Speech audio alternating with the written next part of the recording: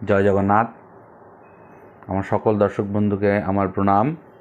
ভক্তি বিনোদন চ্যানেলে আপনাদের প্রত্যেককে স্বাগতম। আজকের আলোচনার বিষয় হলো শ্রীমদ্ ভাগবত গীতা ৩য় অধ্যায় কর্মযোগ। তার আগে একটি কথা, যারা আমার এই চ্যানেলটিতে নতুন তারা অতি অবশ্যই সাবস্ক্রাইব করে নেবেন, আর যারা সাবস্ক্রাইব করেছেন তাদেরকে অসংখ্য ধন্যবাদ। তো আজকের শুরু করা যাক ৩য় অধ্যায়। এই ৩য় অধ্যায় শ্রবণে কি হয়? পাঠে বা শ্রবণে, পাঠ করলে বা শ্রবণ করলে সর্বপাপ দূরীভূত হয়। তো চলুন শুরু করি।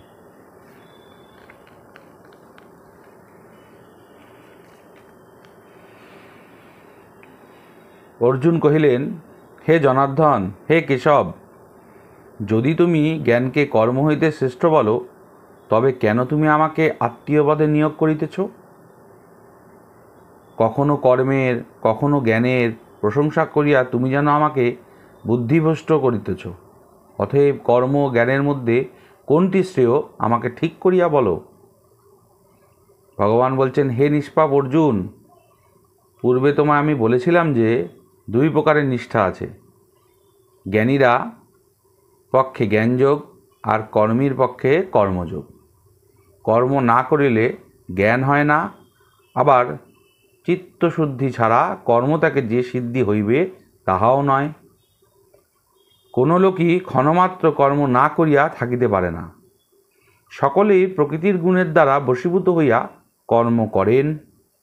যে ব্যক্তি কর্মে ইন্দ্রিয় সকলকে বাহিরে সংযত করিয়া ইন্দ্রিয়ের রূপাদির বিষয়গুলি মনে মনে চিন্তা করিয়া, তাহাকে মিথ্যাচারী বলা হয়। হে অর্জুন, যিনি মনের দ্বারা ইন্দ্রিয়গণকে সংযত করেন এবং কর্মে ইন্দ্রিয় দ্বারা কর্মযোগে রত, তিনিই শ্রেষ্ঠ।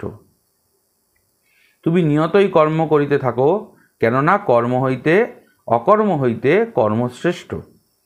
আর যদি কর্ম না করো, তাহা হইলে তোমার শরীরও বাঁচবে না। ঈশ্বরের প্রীতির জন্য কর্ম, নচেৎ কর্মবন্ধন হয়। অতএব হে অর্জুন, তুমি আসক্তি ত্যাগ করিয়া ঈশ্বরের প্রীতির জন্য কর্ম করিয়া যাও। ব্রহ্মা সৃষ্টির প্রথমেই যজ্ঞসহ মানুষের সৃষ্টি করিয়া বললেন, এই যজ্ঞ করিয়া তোমাদের দিন দিন উন্নতি ও ইষ্ট হোক। এই যজ্ঞ দ্বারা তোমরা দেবতাদের সন্তুষ্ট করো, আবার তাহার তোমাদের সুখী করুক। এইভাবে একে অন্যের উপকার করিয়া উভয়ের মঙ্গল সাধিত হইবে। যজ্ঞে তৃপ্ত হইয়া দেবগণ তাহাদিগকে ইষ্টভোগ দিবেন। যে ব্যক্তি এই সকল ভোগ্য বস্তু দেবতাগণের নিবেদন না করিয়া নিজেই ভোগ করেন, সে চোর। যজ্ঞাবিশিষ্ট অন্ন ভোজনকারী সর্বপাপী হইতে মুক্ত হইয়া থাকেন, কিন্তু যাহারা কেবল নিজের জন্য মন্ত্রপাঠ করেন, তাহারা শুধু পাপ ভোজন করেন। অন্ন হইতে যেমন জীব জন্মায়, বৃষ্টি হইতে জন্মায় নর, বৃক্ষ হইতে জন্মায় মেঘ, কর্ম হইতে জন্মায় যজ্ঞ। কর্ম বেদ হইতে, বেদ পরমেশ্বর হইতে জন্মাইয়াছে। অতএব সর্বব্যাপী পরমেশ্বর সর্বদাই যজ্ঞে প্রতিষ্ঠিত আছেন। হে পার্থ, যে লোক এইভাবে প্রবর্তিত কর্মচক্রের অনুসারে না চলে, যে ইন্দ্রিয় বিলাসী হইয়া বৃথায় জীবন ধারণ করে, এ জগতে তাহার আর কোনো কর্মের প্রয়োজন নাই। কর্ম না করিলে তাহার কোনো পাপপুণ্য নাই, আবার মুক্তির জন্য তাহাকে কাহার দ্বারস্থ হইতে হয় না।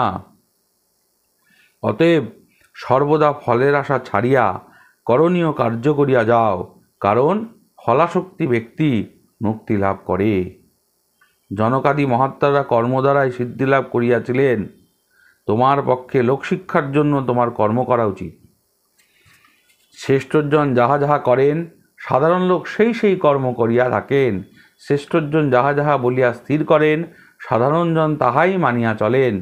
হে পার্থ, তিলক, তোমার আমার করণীয় কিছু নাই, ত্রিভুবনে আমার অপ্রাপ্য কিছু নাই, তবুও আমি কর্ম করিয়া যাইতেছি। হে অর্জুন, আমি নিরলস কর্ম করিতেছি। যদি তাহা আমি না করিতাম, তবে নিশ্চয়ই মানবগণ আমার পথ অনুসরণ করিত। আমি যদি কর্ম না করি, তবে এই সকল ব্যক্তি উচ্ছন্নে যাইবে। আমি তবে বর্ণসংকরের কারণ হইব এবং সকল ব্যক্তি আমার দোষী বিনষ্ট হইবে। হে অর্জুন, অজ্ঞানজন কর্মে আসক্ত থাকিয়া যেমন কর্ম করে, জ্ঞানীরা কর্মে আসক্ত না হইয়া লোকশিক্ষার জন্য এইরূপভাবেই কর্ম করিয়া থাকেন। কর্মে আসক্ত অজ্ঞ ব্যক্তিদের বুদ্ধিভেদ জন্মাইবে না। বিদ্বান যোগযুক্ত হইয়া নিজ সমস্ত কর্ম করিয়া অন্যকে কর্মে লিপ্ত করাইবেন। প্রাকৃতির গুণে সর্বপ্রকার কর্ম হইয়া থাকে, কিন্তু অহংকারের বশে বিমূঢ়জন নিজেকে মনে করেন আমিই সব করি। হে মহাবীর অর্জুন, গুণ ও কর্মের বিভাগ যে প্রকৃতপক্ষে জানে, সে জানে যে সকল গুণাশ্রয়ে থাকে এবং আমি করি বলিয়া মনে করে না।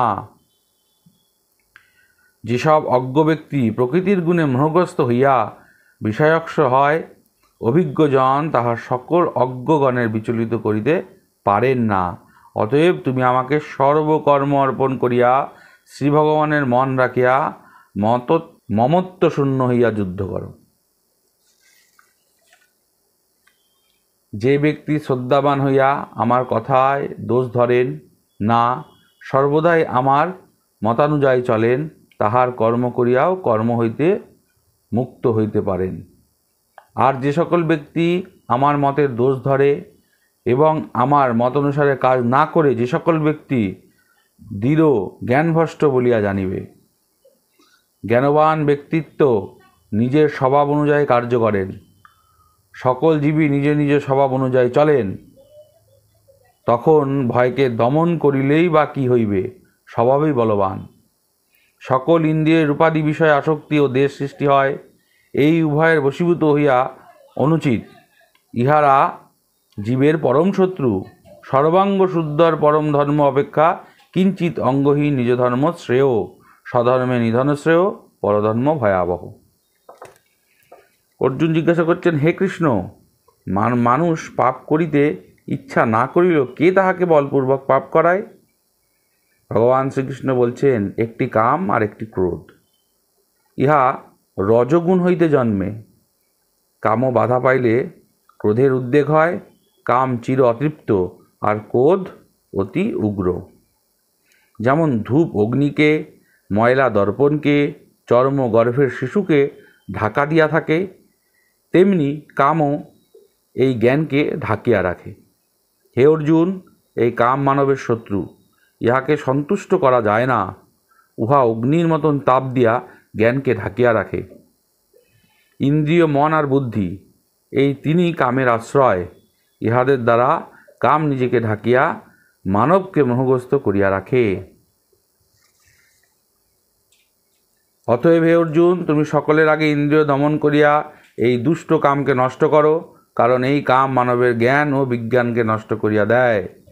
শরীরের চাইতে ইন্দ্রিয় শ্রেয়, ইন্দ্রিয়ের চাইতে মন শ্রেয় এবং মনের চাইতে বুদ্ধির শ্রেয়। যিনি বুদ্ধির চাইতে শ্রেয় তিনিই আত্মা। হে মহাবীর অর্জুন, আত্মা যে বুদ্ধির চাইতে শ্রেয়, এই কথা জানিয়া বুদ্ধির সাহায্যে মনকে স্থির করিয়া এই ভয়ানক মহাশত্রু কামকে নাশ করো। ইতি কর্মযোগ সমাপ্ত। তাহলে ভগবান অর্জুনকে কি উদ্দেশ দিচ্ছেন? যে অর্জুন, তুমি কর্ম করে যাও। অর্জুন বলছেন যে আমি তো যুদ্ধ করব না প্রভু, এই আমার আত্মীয় স্বজন, এই ওই মনের মধ্যে একটা বিভিন্ন রকম চলে না, আমাদের মন এক এক সময় এক এক রকম চিন্তা ভাবনা করে। তো ভগবান বলছেন তুমি ওইসব চিন্তা করো না, তুমি আমার উপর সব দিয়ে কর্ম করো। তোমার যেটা কর্ম তুমি সেটা করো। মানে আমার কর্ম থেকে আমার যে কর্ম সেটা না করে যদি অন্য কর্ম আমি করি, এটা কর্ম না। সেটাই বলছি। বিভিন্নভাবে মনটাকে স্থির করার কথা বলছে, কামটাকে বশ করার কথা বলছে, ইন্দ্রিয়কে সংযত করার কথা বলছে ভগবান। এটাই এর মূল উদ্দেশ্য। তার মনটা তো বিচলিত হয়ে আছে আত্মীয় স্বজনকে দেখে, তাদেরকে হত্যা করতে চাইছে না, যুদ্ধ আমি করব না প্রভু। সেজন্য তার মনটাকে বুঝাচ্ছে যে দেখো কি জন্য কি হয়। এটাই হলো এর মূল উদ্দেশ্য। ভালো থাকবেন। আজকে এই পর্যন্তই। আশা করি এর পরের ভিডিওতে আপনাদের সঙ্গে দেখা হবে। আর ভালো লাগলে অতি অবশ্যই ভিডিওটি শেয়ার করে দেবেন। নমস্কার।